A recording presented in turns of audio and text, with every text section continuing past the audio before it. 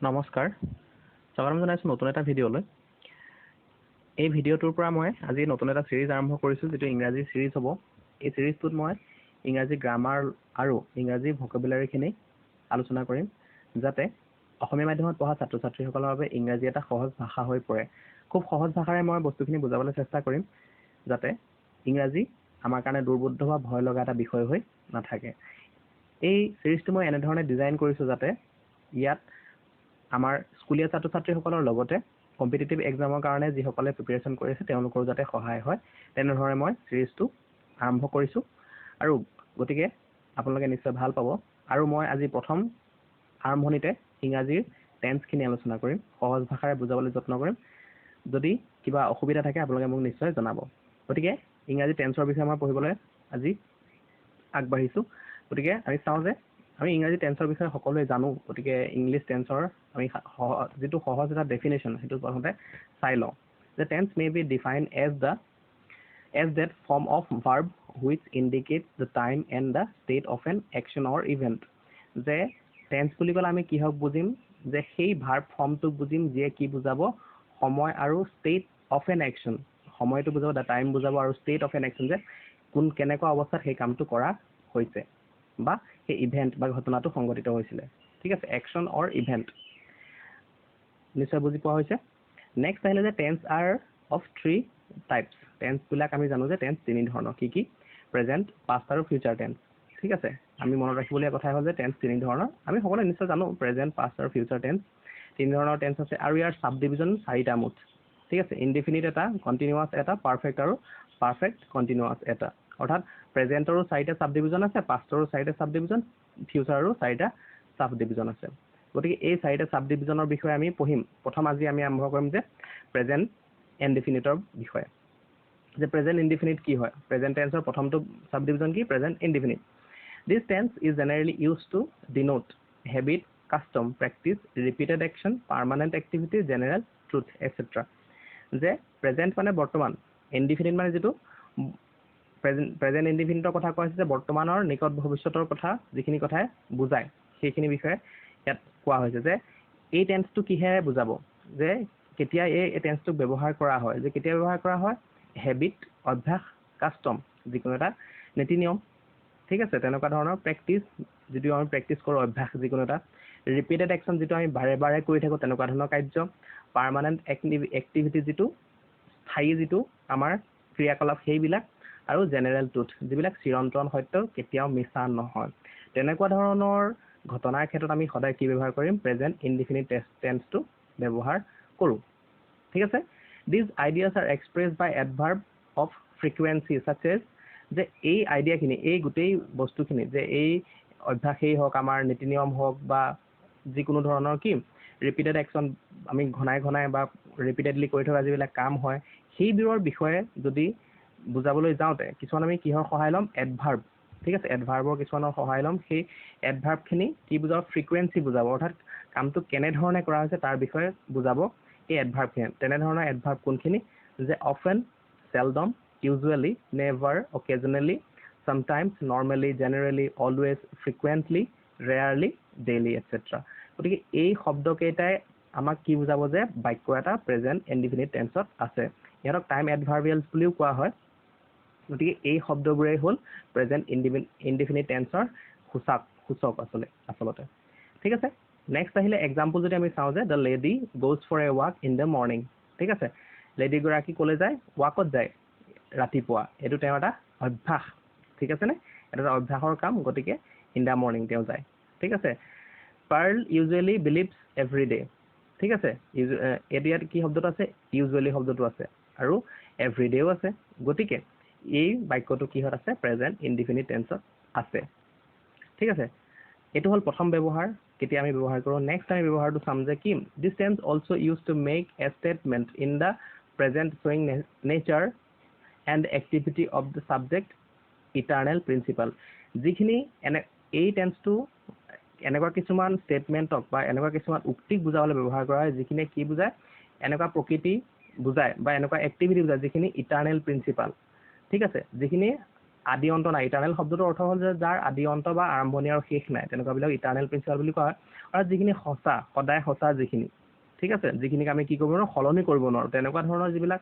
বাক্য আহে তেনেকুৱা ধৰণৰ বাক্যত আমি কি ব্যৱহাৰ কৰিম যে এই প্ৰেজেন্ট ইনডিফিনিট টেন্সটো ব্যৱহাৰ কৰিম যে আমি এক্সাম্পলটো চাই লওঁ যে আই নো হিম ৱেল মই তেওঁক ভালদৰে জানো এই কথাটো কি এটা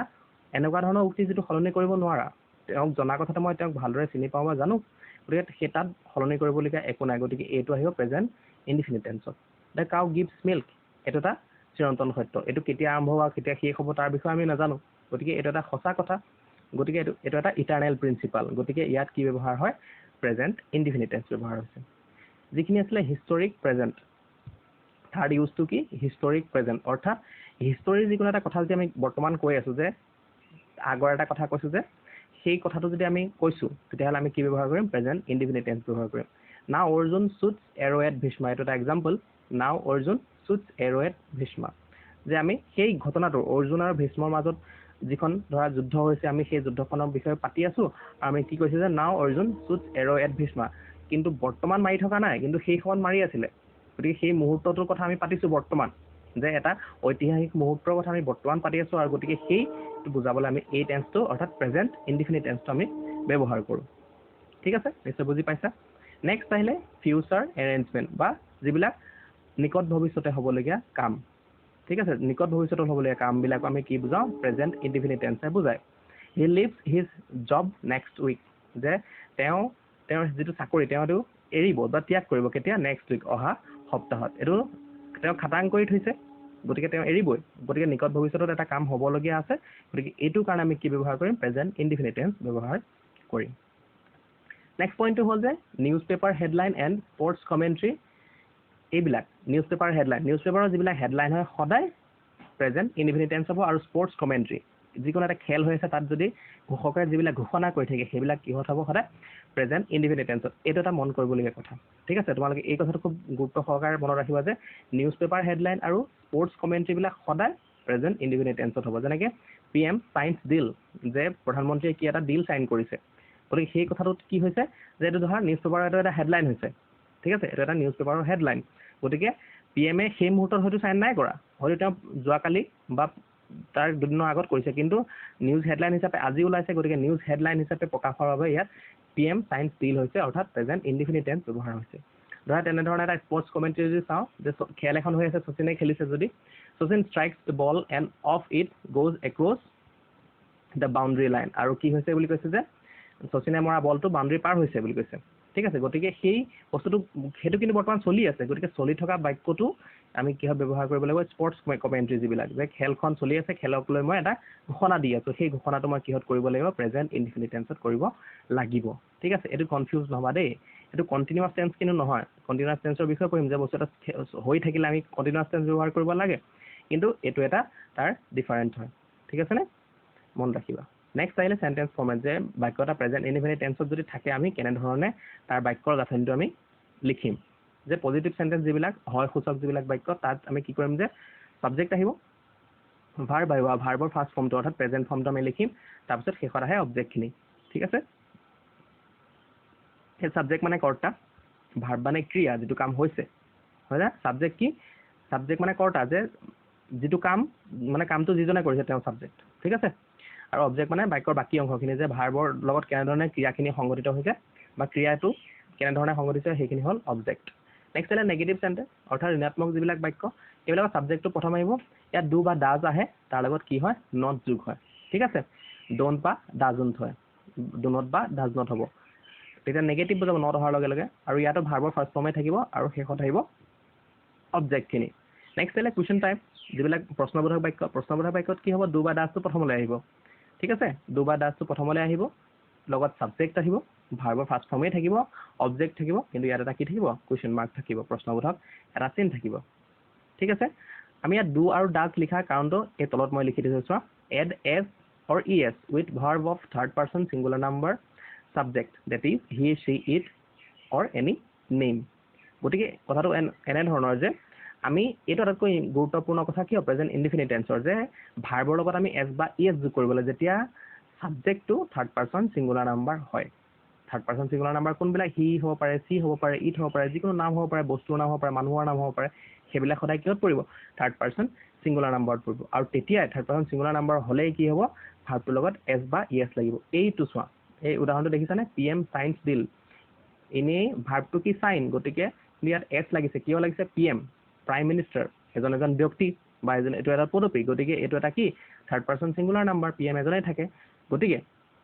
তেতিয়া কিন্তু তাত এছ লাগিছে এইটো কাৰণে ঠিক আছে আৰু ইয়াত ডু আৰু ডাজ হোৱাৰ অৰ্থও সেইটো যে থাৰ্ড পাৰ্চন যিবিলাক ছিংগুলাৰ নাম্বাৰ হ'ব তাৰ ক্ষেত্ৰত কি হ'ব ডাজ হ'ব যেনেকৈ ডাজ হি হ'ব বা হি ডাজ নট হ'ব তেনেকুৱা হ'ব যদি হি আহে তাৰ লগত ডাজ খাব